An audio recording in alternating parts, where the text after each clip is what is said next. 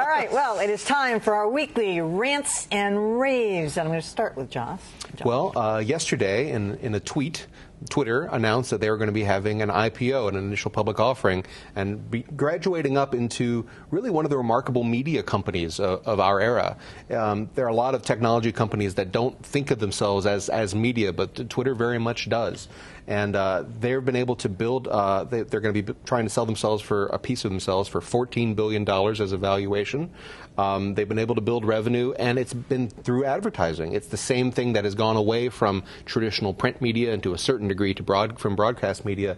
They're really kind of a tremendous success story, and it's really a large part because journalists and other people who have a media-centric mindset were willing to adopt them early on. They're of the social networks in some ways the one that connects the most with a news-centric way of thinking of things. What will change if they go public? Well, they're apparently going to be changing around how they look, particularly on mobile devices, in ways that will try to make them a little bit more popular. They've already been doing a few things along those lines. Broadly speaking, anytime something comes along, if you're an early adopter, you look at it in a certain way, and the people who come in later get a different kind of package. But it's a moment of recognizing what Twitter has become, really an important way that we get our news. Great. Callie. So if you were watching all of the coverage about whether we're going to war with Syria, what President Obama was talking about, you probably saw this young woman, Elizabeth Obagi, speaking with a great amount of authority about Syria and the issues thereof and whether or not, one should go. Both Senator John McCain and Senator John Kerry referred to her in their talking about the need to go to war. Well, it turns out, and she said she was a PhD. She's not a PhD. She's 26 years old. It does not mean that you can't be 26 years old and have no PhD and not be an expert on Syria. She very well could have all of that information. But the bottom line is she deliberately lied about the PhD, which calls into question her expertise. And for me, it calls into question, why is it we have so many people who are knowledgeable about these things? How do we end up, we journalists, showcasing somebody who is the not answer the person? To that, Callie. I mean, it just makes me crazy. Saw her picture. Yeah, up. you know the answer. It makes me crazy. I just have to say, I'm ranting about it because it makes me crazy.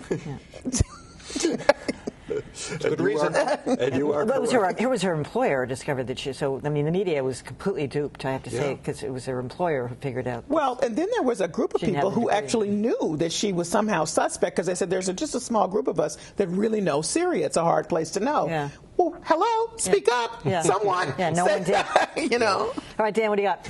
I have a rave and a rant. The Shorenstein Center at Harvard's Kennedy School this week released this multimedia report called Riptide on digital disruption of the news business. And it is an amazingly comprehensive report. It's over 400,000 words, video interviews with 61 people, a really terrific comprehensive job and a great resource. But as comprehensive as it is, it isn't comprehensive enough, and there's where my rant comes in.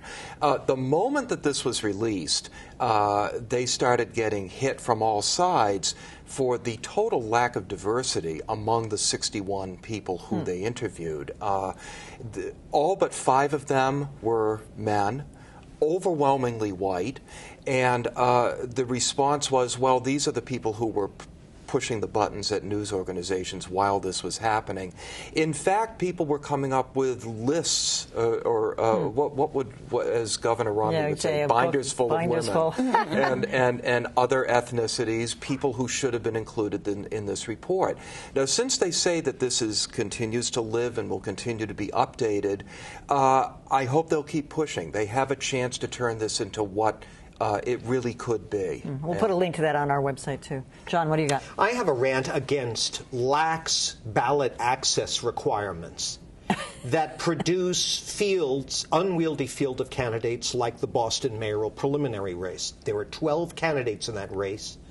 Some of them, a number of them, a majority of them, I'd say, have a reasonable chance of making the two-person runoff. The rest do not. I'll leave it to the voters to point out on September 24th who I'm talking about. But the problem for us in the media, when you get a huge field like this, is, as we saw the other night on NECN, you really can't have a digestible debate of any real substance with that many candidates. Each candidate winds up, if they're lucky, speaking for 3-4 minutes. It's chaotic. And that impairs our ability to give voters the information, valuable information, that we can do in a debate. They need to toughen it up, not make it impossible. They is us also. Okay. We need to come up with some other thresholds, because at some point along the line, we now know not who is not viable, but they are disengaged, disinterested, not really part of the fray, and we are including them, and we don't have to. Well, I'm reluctant to have us do that.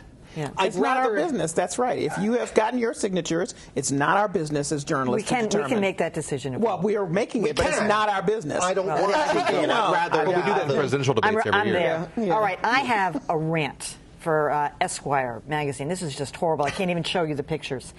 They on September 11th, they put a picture of one of the people. It was a close-up of one of the guys jumping off the World Trade Center, and it said right next to it, a faster or a better way to commute to work. Now, yes, I saw that. They took it down right away, but still, obviously somebody had produced some kind of a joke thing or something. But the response from inside Esquire was, relax, folks. It was just a mistake. No. This goes well beyond relax, folks. It was just they should have been horrified, just the way you're saying this is horrible. You know, we're going to be looking at how this happened, and they said it was an inadvertent mistake. They used the most casual language. And then it said at the bottom, sorry for the confusion. There was no confusion. What are you talking about, sorry for the confusion? Oh, my God. You made a horrible mistake. It wasn't confusing, and it's not something for everybody to relax about. It was disgusting. I wish I knew more about who made that wretched decision, because I have a theory that particularly a younger generation of journalists and others are desensitized to the implications of an image like that. Relax. Did the headline go with another story? I think they did it intentionally. Oh. And that's it for Beat the Press. Tell us what you think. How do you feel about America Strong? You can always find us at beatthepress.org. I'm Emily Rooney. Thanks for watching.